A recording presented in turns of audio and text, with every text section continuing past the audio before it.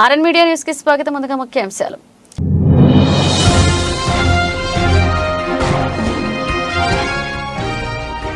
శ్రీ కోటమ్మ తల్లి ఆలయంలో ఈ నెల 24వ తేదీన పౌర్ణమి సందర్భంగా ప్రత్యేక హోమాలు. ఉభయదాతలుగా వ్యవహరించనున్న వెంపులూరు బాబురావు, లక్ష్మీ దంపతులు.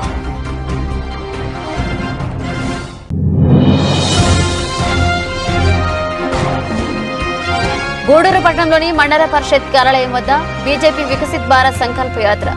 హాజరైన యువ మోర్చా బీజేవైఎం రాష్ట్ర అధికార ప్రతినిధి గిద్దలూరి మనోజ్ కుమార్.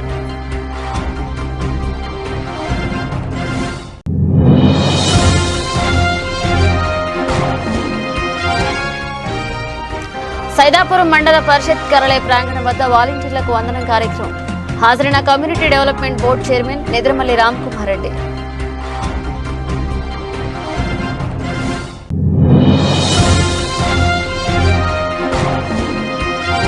శ్రీకాళహస్తీశ్వర స్వామివారిని దర్శించుకున్న Himachal Pradesh high court chief judge Ramachandrarao. స్వాగతం పలికిన ఆలయ అధికారులు.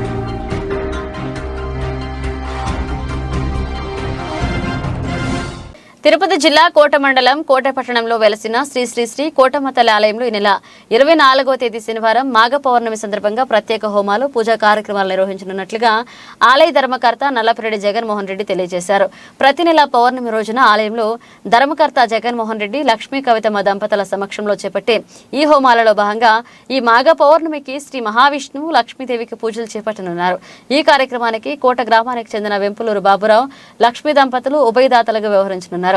శనివారం ఉదయం 8 గంటల నుంచి వేద పండితులు మంత్రోచ్చరణతో విష్ణుమూర్తి, లక్ష్మీదేవి విగ్రహాలకు పూలు, నువ్వులు, గంధం, పసుపు సమర్పించి నెయ్యి దీపాలను వెలిగించి విష్ణు పారాయణం పఠించడంతో పాటు శ్రీలక్ష్మి గణపతి హోమం, నవగ్రహ హోమం, పరివార దేవతా హోమం, పూర్ణాహుతి హోమాలను శ్రీ కోటమ్మ తల్లి అమ్మవారికి అగ్నితో అత్యంత వైభవంగా జరిపించనున్నట్లుగా తెలిపారు. కావున భక్తులు అధిక సంఖ్యలో హాజరై పూజా కార్యక్రమాల్లో పాల్గొని తీర్థ ప్రసాదాలు స్వీకరించాలని ఈ సందర్భంగా ధర్మకర్త జగన్మోహన్ రెడ్డి కోరారు. అలాగే హోమాల్లో పాల్గొనదలిచిన భక్తులు ముందుగా ఆలయంలోని 8897639651 ఫోన్ నంబర్ను సంప్రదించి తమ పేర్లను నమోదు చేసుకోవాలని తెలియజేశారు. 24వ తేదీ మాఘ పౌర్ణమి సందర్భంగా ఇక్కడ మన కోటమ్మ తల్లి దేవస్థానం ఆవరణలో హోమాలు ఉదయం 8 గంటల నుంచి మధ్యాహ్నం 11 గంటల వరకు ఈ కార్యక్రమం ప్రతి పౌర్ణమి రోజు జరపాలని దేవస్థానం చైర్మన్ గారు నల్లపరెడ్డి జగన్మోహన్ రెడ్డి గారి దంపతులు ఆధ్వర్యంలో ఈ కార్యక్రమం జరుగుతూ ఉంది.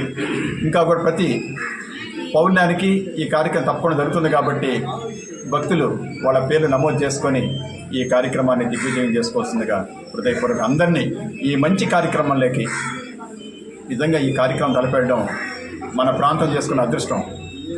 కావున ఆ రోజు సాయంకాలం దీపాలంకరణ అన్నీ ఉంటాయి.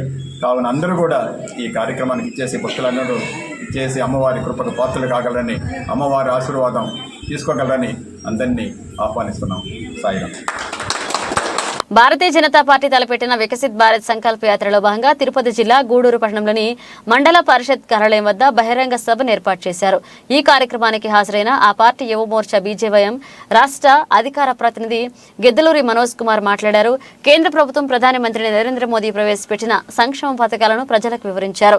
ప్రజలందరూ కూడా కేంద్ర ప్రభుత్వం ప్రవేశపెట్టిన సంక్షేమ పథకాలను ఉపయోగించుకోవాలని, సంక్షేమ పథకాలు ఉపయోగించుకునే కుటుంబాభివృద్ధికి, దేశాభివృద్ధికి తోడ్పడాలని ఆయన పిలుపునిచ్చారు. ప్రపంచంలో ఎవరూ ఇవ్వని సంక్షేమ పథకాలు నరేంద్ర మోదీ మన దేశంలో ప్రవేశపెట్టారని, మహిళలకు, యువతకు, వృద్ధులకు, మధ్యతరగతి వారికి, బడుగు బలహీన వర్గాలకు ప్రతి ఒక్కరికి సంక్షేమ పథకాలు ఉపయోగపడతాయన్నారు. ఈ కార్యక్రమంలో భారతీయ జనతా పార్టీ నాయకులు చెంచురెడ్డి, శ్రీనివాసులు, అధికారులు పాల్గొన్నారు. పిఎం జన్ధన్ యోజన కానీ, పిఎం సురక్ష బీమా యోజన కానీ, జీవన్ జ్యోతి బీమా యోజన కానీ, ఇలాంటి ఎన్నో పథకాలని మనంతా కూడా ఖచ్చితంగా ఉపయోగించుకోవాలి. ఈ రోజు కేంద్రం ఇచ్చినటువంటి ఈ అయితే సంక్షేమ పథకాలని యూజ్ చేసుకుంటే ఖచ్చితంగా 2047 కల్లా భారతదేశం అభివృద్ధి చెందిన దేశంగా మనం చూడొచ్చు. ఎందుకంటే ఎవరు కూడా ఇబ్బంది పడకుండా ఈ పథకాల ద్వారా మనం డెవలప్ అవడానికి, మన కుటుంబాలు డెవలప్ అవడానికి, అదేవిధంగా మన కుటుంబాలు డెవలప్ అవుతూ కూడా మన యొక్క దేశం డెవలప్ అవ్వడానికి ఎన్ని సంక్షేమ పథకాలు ఉపయోగపడుతున్నాయి. సో ప్రధానమంత్రి గారు మన కోసం ఇట్లాంటి పథకాలు పేద బడుగు బలహీన వర్గాలందరూ కూడా ఉపయోగపడే విధంగా మనకు ఎన్ని పథకాలు వచ్చాయి.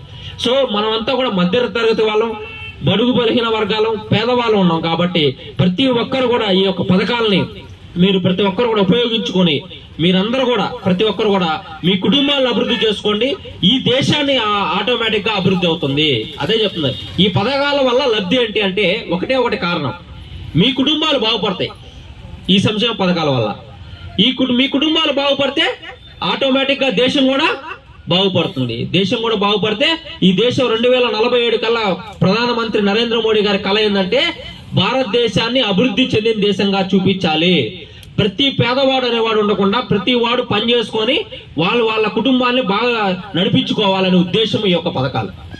ఎక్కడా కూడా ఎవరిని కూడా తక్కువ చేసి కాదు. ఎందుకంటే ప్రతి ఒక్కరు ఇప్పుడు ఏంటంటే పథకాలు ఇచ్చేసి అందరూ కూడా చాలా మంది ఏం చేస్తున్నారంటే ఈ పథకాల ద్వారా అందరూ కూడా పనులు లేకుండా పోతున్నారు, డబ్బులు వచ్చేస్తున్నాయి ఇట్లా అని. అట్లా కాకుండా ఈ పథకాలు ఎలా ఉంటాయంటే ప్రతి ఒక్కటి మనం పని చేసుకొని మనం కష్టపడి మనం 4 రూపాయలు సంపాదించుకోవడానికి ఉపయోగపడతాయి. ఇదే మనకు కావాల్సింది. పథకాలంటే 4 రూపాయలు వచ్చేసి డోబులు పెట్టేసుకొని వాడేసుకొని అయిపోయిన తర్వాత మళ్ళీ అవి కాదు. పథకం అంటే ఎలా ఉండాలంటే మనకు నిరంతరం కూడా ఉపయోగపడే విధంగా ఉండాలి. ఈ రోజు ఈ నెలకు డబ్బులు వచ్చేటట్టు కాదు. మనమంతా కూడా మన జీవితాంతం కూడా పథకం ఉపయోగపడే విధంగా అన్ని పథకాలు ఉన్నాయి.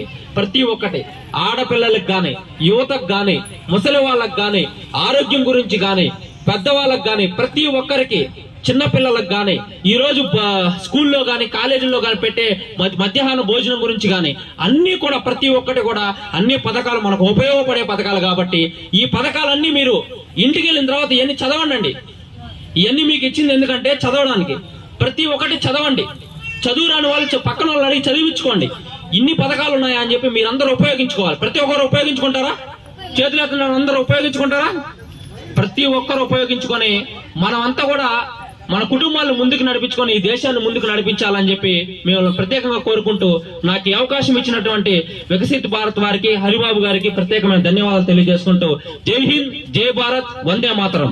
నెల్లూరు జిల్లా సైదాపురం మండలం పరిషత్ కార్యాలయ ప్రాంగణం వద్ద వాలంటీర్లకు వందనం కార్యక్రమాన్ని నిర్వహించారు. ఈ కార్యక్రమానికి Andhra Pradesh community development board chairman, YSR Congress party Tirupati జిల్లా అధ్యక్షులు నెద్రమల్లి రామ్ కుమార్ రెడ్డి హాజరయ్యారు. ఈ సందర్భంగా వాలంటీర్లను ఉద్దేశిస్తూ ఆయన మాట్లాడారు. వాలంటీర్లు పనితీరు అభినందనీయమని, అందుకు వాలంటీర్లందరికీ సెల్యూట్ చేస్తున్నానని చెప్పారు. పారదర్శకంగా ప్రజల వద్దకే పాలనను తీసుకువెళ్లాలనే ఉద్దేశంతోనే ముఖ్యమంత్రి వైఎస్ జగన్మోహన్ రెడ్డి వాలంటీర్ల వ్యవస్థను తీసుకొచ్చారని వివరించారు.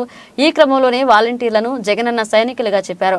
వాళ్ల సేవలను గుర్తించిన సీఎం జగన్మోహన్ రెడ్డి వారిని సత్కరించాలని వాలంటీర్ల వందనం కార్యక్రమాన్ని ఏర్పాటు చేసి సేవామిత్ర, సేవారత్న, సేవా వజ్ర పురస్కారాలతో సత్కరించడం జరుగుతుందన్నారు.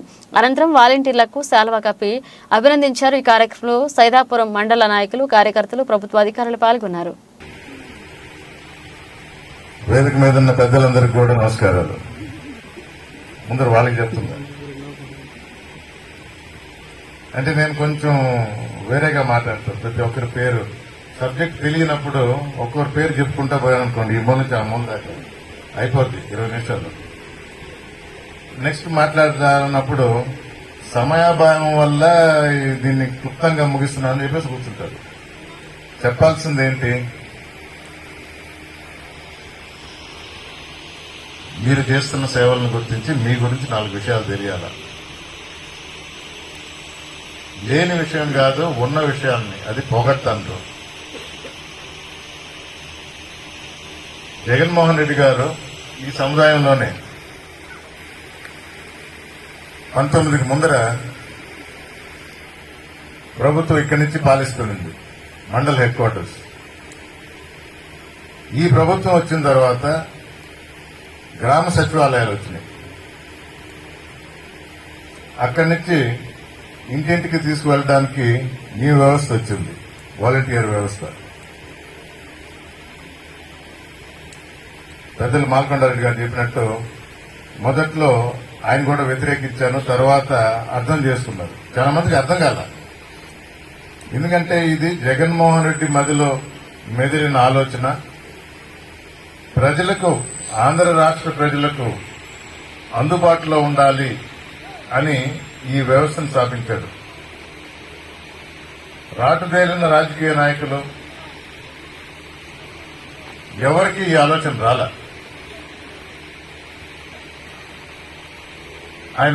ఆ ఆలోచన వచ్చినప్పుడు దాన్ని ఇలాంటి పెద్దలు ఒక మంత్రి గారు చెప్తున్నారు,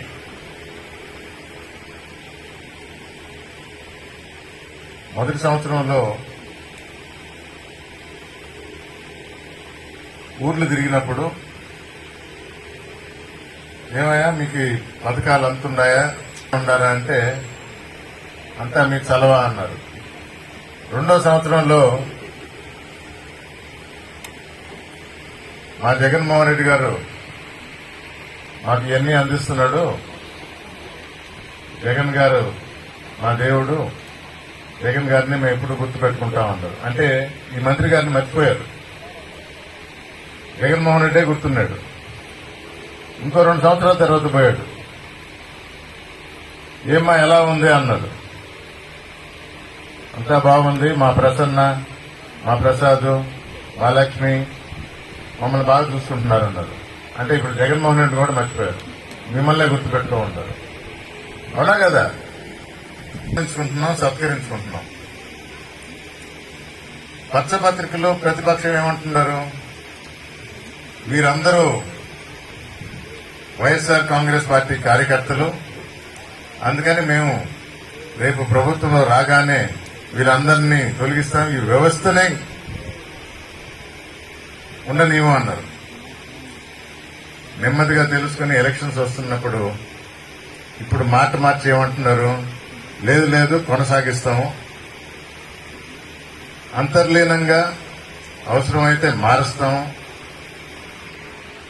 కొన్ని దగ్గరలో అయితే బెదిరిస్తున్నారు, రేపు మా ప్రభుత్వం వస్తుంది, మీకు కష్టాలు తప్పవు జాగ్రత్త అని బెదిరింపులు కూడా ఉన్నాయి. మరి ఇక్కడ ఎవరికైనా వచ్చినా లేదో తెలియదు, కానీ ఇతరులలో మాకు రిపోర్ట్లు వచ్చినాయి. మీ అందరికీ ఒకటే చెప్తా ఉన్నా, నేదురుమల్లి కుటుంబం నుంచి వచ్చిన రేపు అభ్యర్థిగా ఇక్కడ నిలబడిపోయే రామ్ కుమార్ రెడ్డిగా మీకు అండగా ఉంటానని హామీ ఇస్తున్నా. మిమ్మల్ని సృష్టించిన జగన్మోహన్ రెడ్డి గారు, ఆయన మీకు అండగా ఉంటాడు. ఆయన ఎప్పుడూ చెప్పేది మీరే నా సైన్యం అని, ఆయన ఎప్పుడూ చెప్పేది మీ వెంటే నేను ఉంటానని. ఓపెన్ గా, ధైర్యంగా, గట్టిగా మిమ్మల్ని సృష్టించిన ఆయన మీ అనుకుండగా ఆయనతో పాటు మేమంతా ఉన్నాం. ధర్మాన ప్రసాదరావు స్ట్రైట్ టాక్ అని వారికి అనుకూలమైన ఛానళ్లలో ఇటీవలే మాట్లాడుతూ చంద్రబాబు నాయుడు గారిని స్టాండ్ లేదని, లోకేష్ గారికి పూర్తి స్థాయిలో అవగాహన లేదని అంటున్నటువంటి మీకు ఏం స్టాండ్ ఉందో తెలియచేయాలని, గతంలో మీరు కాంగ్రెస్ పార్టీలో ఉన్నప్పుడు ఇందిరాగాంధీకి మించిన నాయకురాలు లేరని, ఆ పార్టీలో పనిచేయడం మా అదృష్టం అని చెప్పారు. ఆనాడు జగన్మోహన్ రెడ్డి గారికి అతి భయంకరమైన కామెంట్స్, ముఖ్యంగా నరరూప రాక్షసుడని, ఆయన పెట్టిన పార్టీ కోళ్ల ఫామ్ అని, ఒక వ్యక్తికి సంపద కోసం ఇన్ని దొంగ సూట్ కేస్ కంపెనీలు ఎందుకని మాట్లాడిన మీరు ఈనాడు స్టాండ్ మార్చి మాట్లాడుతున్నారంటే మీకు ఆయన శాసనసభ టికెట్ ఇవ్వడంతో పాటు మంత్రి పదవి ఇవ్వడమేనా అని, ఇది కూడా ఒక క్విట్ పోక్రో చర్యగా మేం భావించవచ్చా అని గుండా దంపతులు సూటిగా ప్రశ్నించారు. జాతీయ తెలుగుదేశం పార్టీ అధ్యక్షుడు నారా చంద్రబాబు నాయుడు గారికి ఆయనకు స్టాండ్ లేదంటూ, అదేవిధంగా స్టాన్ఫర్డ్లో చదువుకొని వచ్చిన లోకేష్ బాబు గారికి అసలు అవగాహనే లేదంటూ మాట్లాడటం చూస్తుంటే నిజంగా ప్రజలు ఆయన గురించి ఏమనుకుంటారో కూడా అర్థం చేసుకోకుండా మాట్లాడిన మాటలని తెలియజేస్తున్నాను. ఆయన కాంగ్రెస్లో ఉండగా కాంగ్రెస్ నాయకులంతా చాలా పెద్దవాళ్ళు, గొప్పవాళ్ళు అని పొగుడుతూ, ఆ రోజు మీటింగ్లో కోళ్ల ఫారం ఈ వైఎస్ఆర్ పార్టీ, ఇందులో ఉండే వాళ్ళంతా కూడా చెడ్డవాళ్ళు అంటూ మాట్లాడిన వ్యక్తి ఈరోజు ఆ పార్టీ నుంచే తిరిగి మళ్ళీ మాట్లాడడం నిజంగా నవ్వొస్తుందని కూడా తెలియజేస్తున్నాను. సరే, వాలంటీర్ల గురించి మీరు చెప్తున్నారు, వాలంటీర్లు ప్రభుత్వ పరం కాదని మీరు అంటున్నారు. ఇన్నాళ్ళకైనా ఒప్పుకున్నందుకు చాలా సంతోషం. వాలంటీర్లు ఏ విధంగా ఎలక్షన్లో మీరు ఉపయోగించుకున్నా, ఏది చెయ్యాలనుకున్నా ప్రజలు మీకు సరైన గుణపాఠం చెప్తారు. వాలంటీర్లు ఓట్లు వేయరు, ప్రజలు మాత్రమే వేస్తారని తెలియజేస్తున్నాను. ఇక అభివృద్ధి విషయానికి వస్తే రండి, 7 రోడ్ జంక్షన్లో కూర్చుందాం. మీ వాళ్ళని పిలండి, మా వాళ్ళని పిలుస్తాం, ప్రజలందరినీ పిలుస్తాం, అందరం కలిపే కూర్చుందాం. కూర్చొని నన్ను ఆ వేళ నడి రోడ్లో అవమానించారు, స్టేడియం అవ్వలేదని. మరి మీరెందుకు చేయలేకపోయారు? ఆ రోజు స్టేడియంకు ఉన్న 15 లక్షల కోట్లలో 5 లక్షలు మాత్రమే వాడడం జరిగింది. మిగిలిన 10 కోట్లు ఏమయ్యాయి? అదేవిధంగా గార్లో బ్రిడ్జ్, ఆ పని పూర్తి చేయలేదు ఎందుకు? అన్నిటికంటే ముఖ్యమైనది ఎత్తిపోతల పథకం. శివారు ప్రాంతాలకు ఎత్తిపోతల పథకాన్ని ఏర్పాటు చేస్తే ఆ ఎత్తిపోతల పథకం 80% పనులు పూర్తయితే ఉన్న 20% మీరు చేయలేదే, దాన్నేమనుకోవాలి? ఇక మీరు రోజు వెళ్తున్న రోడ్డు మన రాగోడ మీద నుంచి ఆముదాల వలస వరకు, శ్రీకాకుళం నుంచి ఆముదాల వలస వరకు ఉన్న రోడ్డు 33 కోట్ల రూపాయలు తీసుకొచ్చాను, శంకుస్థాపన చేశాము. పని మొదలు పెడతామనేటప్పటికి ఎలక్షన్ వచ్చింది. ఆ పని ఈ రోజు దాకా పూర్తి అవ్వలేదు. 4.5 సంవత్సరాలైంది. ఇటువైపు చూస్తే మంత్రి, అటువైపు చూస్తే స్పీకర్, కానీ పని మాత్రం ఎక్కడ వేసిన గొంగలే అక్కడే. ఎందుకు ఏ పని చేయటం లేదో మాకైతే అర్థం అవడం లేదు. ఇన్ని చేయకుండా మేమే అన్నీ చేసేసాము, మేమే అంతా గొప్ప అంటూ మాట్లాడటం చాలా బాధాకరం. టిట్కో ఇల్లు 5,000 ఇల్లు ఇస్తే 1,238 ఇల్లుని మేము పూర్తి చేస్తే ఆ ఇంటికి తాళాలు మొన్న మీరు ఇచ్చారు. ఇచ్చి కూడా మళ్ళీ ఆ తాళాలు కొందరి దగ్గర తీసుకుంటున్నారట. ఏంటో ఈ విషయాలు ఏవి మాకు అర్థం అవ్వడం లేదు. ఇలాంటి మీరు ఎక్కడో కూర్చొని మీ పత్రికకి మీరు ఏదో ఇంటర్వ్యూ లాగా ఇస్తూ మాట్లాడటం కాదు, జనాల మందికి కూర్చుందాం, అక్కడ మనం ముఖాముఖిగా మాట్లాడదామని తెలియజేస్తున్నాం. నేటి నుంచి ప్రతి ఒక్కరూ వారి బూత్ పరిధిలో ఎన్నికల ప్రచారం ప్రారంభించాలని పుట్టపర్తి ఇన్ఛార్జ్ పల్లె రఘునాథరెడ్డి పేర్కొన్నారు. బుధవారం సాయంత్రం ఆయన మాట్లాడుతూ బుక్కపట్నం మండలంలో ప్రారంభించే ఎన్నికల ప్రచారంలో అందరూ పాల్గొనాలని, అదే సమయంలో మిగిలిన మండలాల్లో ఎన్నికల ప్రచారాన్ని ఆయా మండలాల నాయకులు ప్రారంభించాలని పేర్కొన్నారు. నేను మీ పల్లె రఘునాథ్ రెడ్డి మాట్లాడుతున్నాను. పుట్టపర్తి నియోజకవర్గంలోని తెలుగుదేశం పార్టీ కుటుంబ సభ్యులందరికీ పేరు పేరున నా హృదయపూర్వక నమస్కారాలు తెలియజేస్తున్నాను. రేపు అనగా గురువారం ఉదయం 9 గంటలకు పుట్టపర్తి నియోజకవర్గంలోని బుక్కపట్నం మండలం కృష్ణాపురం గ్రామ పంచాయతీలోని గోపాలపురంలో ఉదయం 9 గంటలకు ఎన్నికల ప్రచారాన్ని ప్రారంభిస్తున్నాను. 9:40 చాలా మంచి ముహూర్తం ఉంది. కాబట్టి బుక్కపట్నం మండలంలోని తెలుగుదేశం పార్టీ నాయకులందరికీ, అంటే ముఖ్యమైన నాయకులు, ఎక్స్ ఎంపీటీసీలు, సర్పంచులు, క్లస్టర్ ఇన్ఛార్జీలు, యూనిట్ ఇన్ఛార్జీలు, ఇతర ముఖ్యమైన నాయకులంతా వచ్చి ఈ ఎన్నికల ప్రచార కార్యక్రమంలో పాల్గొనవలసిందిగా మీ అందరినీ మరీ కోరుతున్నాను. అదే సమయంలో మిగతా మండలాల్లో కూడా రేపటి నుంచి ఎన్నికల ప్రచారాన్ని ప్రారంభించవలసిన అవసరం ఉంది. కారణం ఏమంటే 2024 సంవత్సరంలో తెలుగుదేశం పార్టీ అధికారంలోకి రావాల్సిన చారిత్రాత్మక అవసరం ఉంది. కాబట్టి మన అందరం ఒకే మాట మీద నిలిచి ఎన్నికల ప్రచారాన్ని రేపు అన్ని వార్డులో మొత్తం 238 వార్డులను ప్రారంభించాలని చెప్పి సందర్భం గుర్తు చేస్తున్నాను. బూత్ కమిటీ కన్వీనర్స్, ఆ గ్రామంలోని ముఖ్యమైన నాయకులు ఆ బూత్ లో కనీసం 50 ఇండ్లు ప్రతి ఒక్క రోజు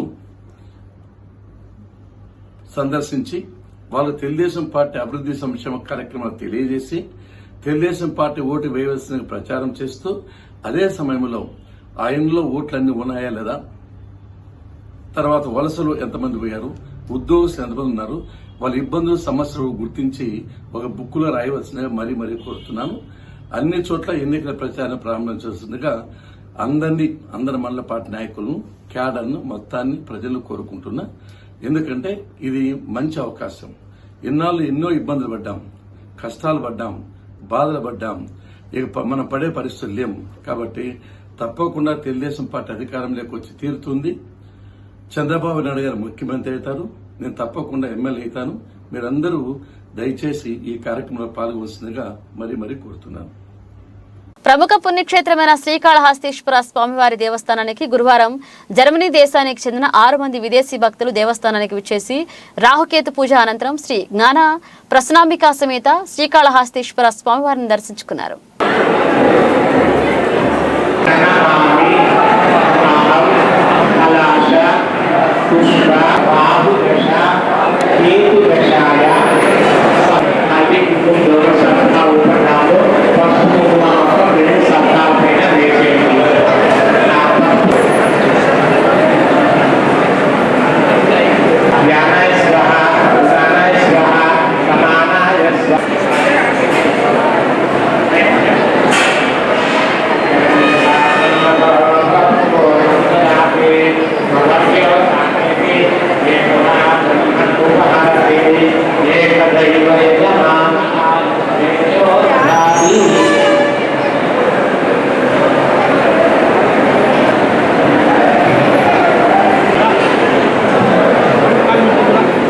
దక్షిణ కాశీగా పేరుగాంచిన శ్రీకాళహస్తీశ్వర స్వామివారి దేవస్థానానికి Himachal Pradesh high court chief judge Ramachandra Rao కుటుంబ సభ్యులతో శ్రీకాళహస్తీశ్వర స్వామివారి దేవస్థానానికి విచ్చేశారు. వారిని ఆలయ అధికారులు స్వాగతం పలికి శ్రీ జ్ఞాన ప్రసన్నాంబికా సమేత శ్రీకాళహస్తీశ్వర స్వామివారిని దర్శించుకున్నారు.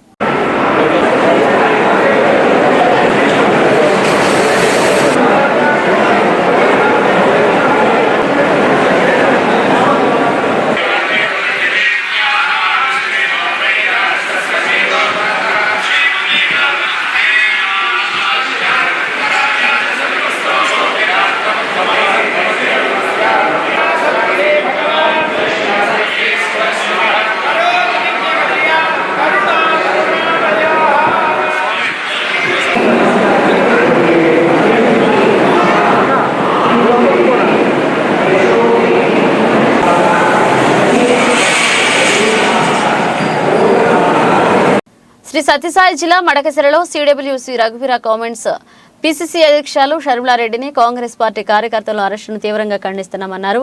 మెగా డిఎస్ ఎందుకు నిర్వహించరని అడగగా వెళుతుంటే అడ్డుకుని అరెస్ట్ చేయడం దారుణమన్నారు.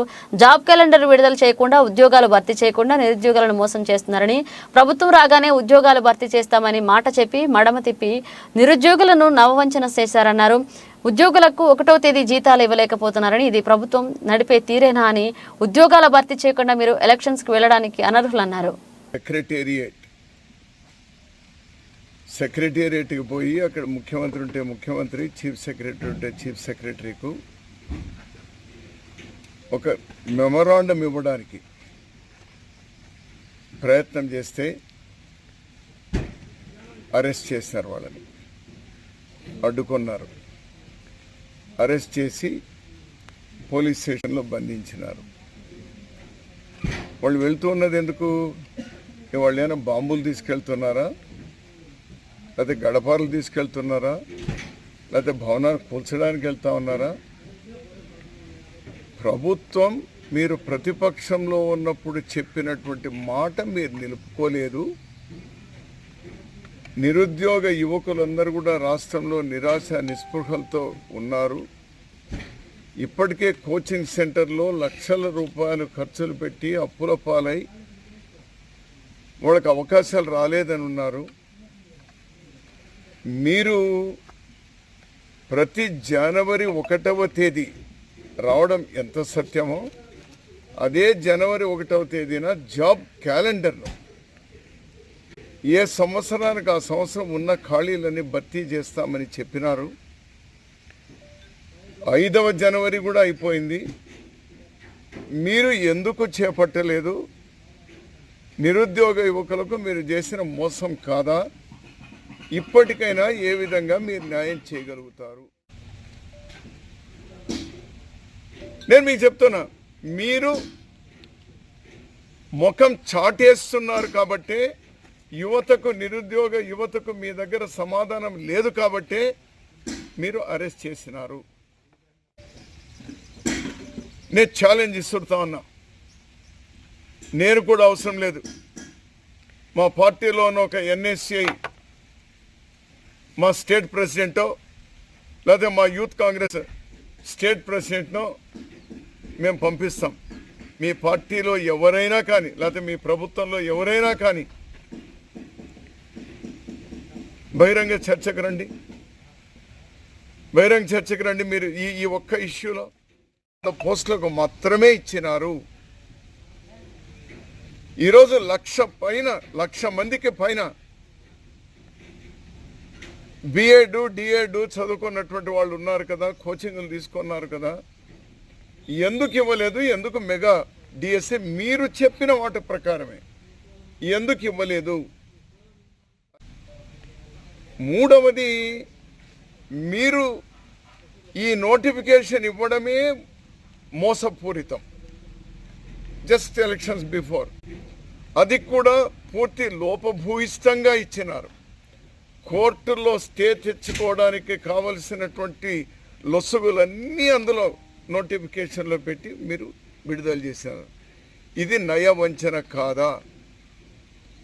ఇవి ప్రభుత్వం దృష్టికి, ప్రపంచం దృష్టికి తీసుకెళ్ళడానికి ప్రజాస్వామ్యయుతంగా నిరుద్యోగ యువకులు, ఎన్ఎస్యుఐ, యూత్ కాంగ్రెస్ వాళ్ళందరూ సూర్యాపేట జిల్లా తిరుమలగిరి మండలం తొండగ్రామ శివారులో 98 సర్వే నంబర్లో ప్రభుత్వ స్థలంలో పురిలగుట్టపై ఎలాంటి విచారణ జరపకుండా అక్రమ మార్గంలో మైనింగ్ కు పర్మిషన్ ఇవ్వడంపై గ్రామస్తులు ఆందోళన చేపట్టారు.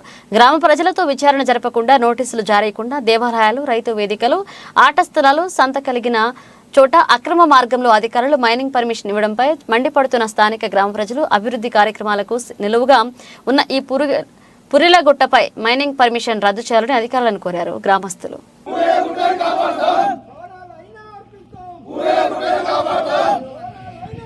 ఇక్కడ చుట్టుపట్టు మా భూములు ఉన్నాయి. మాకు ఇక్కడ బోర్లు వేసుకుంటే బోర్లు ఇబ్బందులు అవుతాయి. ఇక్కడ గొడ్డు గొర్రెకు నష్టం జరుగుతుంది. ఇక్కడ రైతు వేదిక, సంత పైన దేవరం ఉన్నది. ఇవన్నీ మాకు ఇక్కడ మాకు తొండకు సౌలత్ ఉండాలి. రైతు వేదిక, క్రీడా ప్రాంగణము, dumping yard, IKB centre, plus ఇంకోటి క్రీడా ప్రాంగణము, ఇవి అన్నీ మనకు ఆల్రెడీ మాకు ఎంఆర్ఓ గారు మా ప్రొసీడింగ్ అన్ని ఇచ్చారు. గ్రామ పంచాయతీ తొండది ఇదే సేమ్ 98 సర్వే నెంబర్లో వాళ్ళకి ఇచ్చింది. మాకు ఆల్రెడీ ఇచ్చారు, వాళ్ళకు తర్వాత ఇచ్చింది పర్మిషన్. ఇప్పుడు ఈ మధ్య వచ్చింది. ఇది మనకు 3 ఏళ్ల క్రితమే మనకు ఆల్రెడీ ఈ ల్యాండ్ మొత్తం మనకు ఆల్రెడీ వచ్చింది. ఇది వాళ్ళు తెలవక క్లియర్ ఇన్ఫర్మేషన్ లేక వాళ్ళకి ఇచ్చారు. కానీ ఆల్రెడీ ఆ గుట్ట మీద ఆల్రెడీ పాత గుళ్ళు ఉన్నాయి, ఇది ఉన్నాయి. వాళ్ళు ఇవన్నీ ఎంఆర్ఓ డబ్బులు తీసుకొని అడవులు ఏం లేకుండా గ్రామ సభ పెట్టకుండా డబ్బులు తీసుకొని రిటైర్మెంట్ అయ్యే ముందు డబ్బులు తీసుకొని వాళ్ళకి ఇచ్చిపోయాడు. నో ఆబ్జెక్షన్ 5 ఏళ్ల క్రితం ఇచ్చారు. మేము సర్పంచ్ కాకముందు వాళ్ళకి ఇచ్చాడు. అది పర్మిషన్ ఇప్పుడు వచ్చింది వాళ్ళకు. ఇది ఆల్రెడీ ఈ 5 ఇయర్స్లో మేము ఇవన్నీ కన్స్ట్రక్షన్ గవర్నమెంట్ రైతు వేదిక ఇవన్నీ కట్టుకున్నాము. ప్లస్ ఈ చుట్టుపక్కల మొత్తం రైతులు చిన్న రైతులు ఉన్నారు. బులెటిన్ ముగించే ముందు హెడ్లైన్స్ మరోసారి.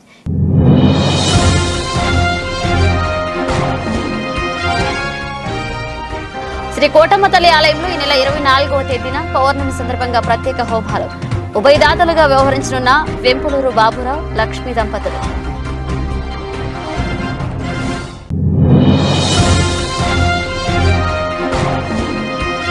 గూడూరు పట్టణంలోని మండల పరిషత్ కార్యాలయం వద్ద బీజేపీ వికసిత్ భారత్ సంకల్ప యాత్ర. హాజరైన యువమోర్చా బీజేవైఎం రాష్ట్ర అధికార ప్రతినిధి గిద్దలూరి మనోజ్ కుమార్.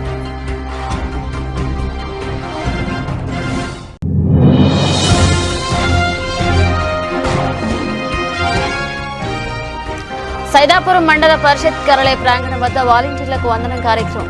హాజరైన community development board chairman Nidramalli Ram Kumar Reddy.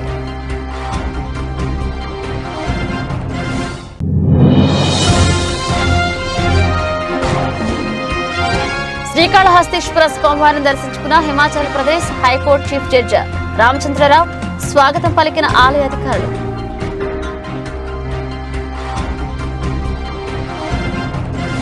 ఇవి ఇప్పుడు అప్డేట్స్. మరణ అప్డేట్స్ తో మళ్ళీ కలుద్దాం.